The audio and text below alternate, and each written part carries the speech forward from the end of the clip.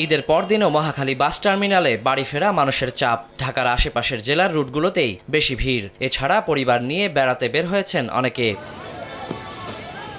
যাত্রীরা জানান, ভোগান্তি এড়াতে ঈদের আগে বাড়ি যাননি তারা। তবে যাত্রীর তুলনায় বাস কম থাকায় ভোগান্তিতে পড়েন অনেকেই। দীর্ঘ অপেক্ষার পরে টিকিট মিললেও রয়েছে বাড়তি ভাড়া নেওয়ার অভিযোগ।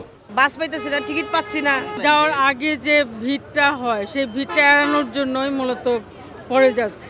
আরামের সাথে ঢাকা ফেরা আর বোনের বাড়ি যাওয়া মুন্সিগঞ্জ, ঈদের আনন্দ একটু ভাগাভাগি করতে। ঈদের দিন ঢাকার ভিতরে আত্মীয় স্বজন নিয়ে ঈদ করছি। এখন ঈদের আনন্দ ভাগ করার জন্য গ্রামের আত্মীয় স্বজন নিয়ে ঈদ উপভোগ করার জন্য যাইতেছি। একই চিত্র কমলাপুর রেল স্টেশনের। আগে টিকিট না পেয়ে বাধ্য হয়েই এদিন বাড়ির উদ্দেশ্যে রওনা হন কেউ কেউ। ছিল না কোনো শিডিউল বিপর্যয়। ঈদের আগে অনেক চেষ্টা করছি, টিকিটের জন্য ম্যানেজ করতে পারিনি, সেজন্য ঢাকার মধ্যে ঈদ করে ফেলেছি। এখন দেশে যাচ্ছি পরিবারের সাথে আর একটু আনন্দ ভাগাভাগি করার জন্য। পরিবারের অন্য সদস্যদের সাথে সাক্ষাৎ করার জন্য ঈদের পরের দিনে আমাদের প্ল্যান ছিল, তো সবাইকে নিয়ে আলহামদুলিল্লাহ যাত্রা শুরু করছি আর কি। ঈদের আগে টিকিট পেয়েছি না, এই জন্য ঈদের পরের দিন যেতেছি আর কি। ঈদ যাত্রায় সামনের দিনে ভোগান্তি কমিয়ে আনার দাবি যাত্রীদের। ওয়ালিউল সাকিব, সময় সংবাদ, ঢাকা।